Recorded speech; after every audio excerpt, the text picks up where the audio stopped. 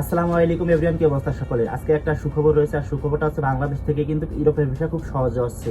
আর এই ভিসাটা কারা পাবে এবং কাদের জন্য ভিসাটা আজকে তার সেটাই বলবো।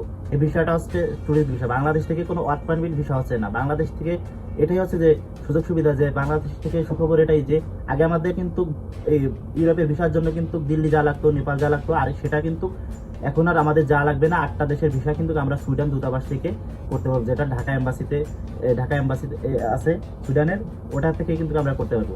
আর এই ওয়ার্ক পারমিট ভিসা কিন্তু এখান থেকে যাওয়া যাবে না।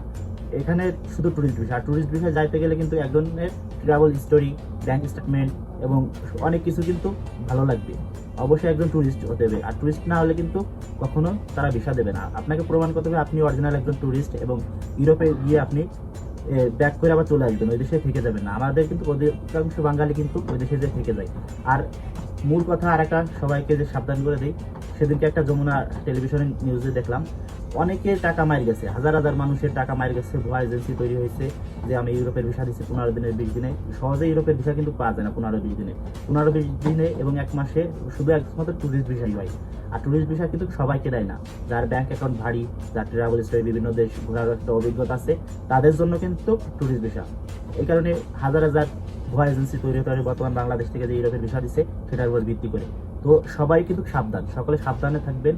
হাজার হাজার ভুয়া এজেন্সি তৈরি হবে এবং বলবে যে 15 দিন 20 দিনই আপনাদের ভিসা দিচ্ছি, 100% ভিসা হবে, 2 লাখ, 1 লাখ, 2.5 লাখ, 3 লাখ, 5 লাখ, যার কাছে যাই নিয়ে পারে এই কথা বলে কিন্তু আপনাদের ভিসা দিবে। যখন আপনি এম্বাসি ফেস করবেন তখন কিন্তু ভিসা কিন্তু ভিজিট করে দেওয়ার সম্ভাবনা বেশি থাকে।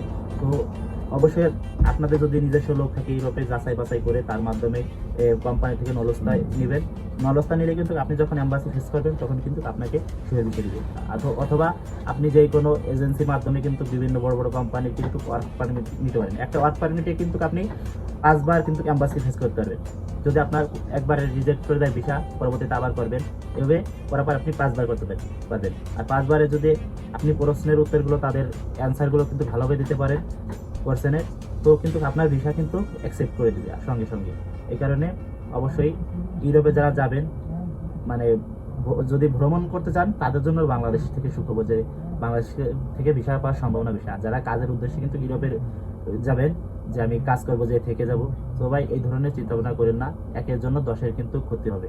আপনি যাবেন, আপনি যখন থেকে যাবেন, আরেকজন যাবে, আরেকজন যখন থেকে যাবে, এভাবে কিন্তু সবাই থাকলে কিন্তু এককালীন বাংলাদেশ থেকে কিন্তু ভিসা ক্লোজ করে দেবে তারা। তো যারা যাবেন অবশ্যই একজন ট্যুরিস্ট হবেন, যাতে ব্যাক করে আবার চলে আসবেন, আর একজন পরে যাইতে পারে। এইভাবে কিন্তু অনেকে থেকে যায় ইউরোপে, আমেরিকায় গিয়ে ট্যুরিস্ট ভিসায়। তো যারা ভালো থাকবেন, যারা যাবেন অবশ্যই নিজের লোকের মাধ্যমে যাবেন। আর সকলে ভালো থাকবেন, সুস্থ থাকবেন। সকলকে নতুন বছরের শুভেচ্ছা, অভিনন্দন, হ্যাপি নিউ ইয়ার। আল্লাহ হাফেজ।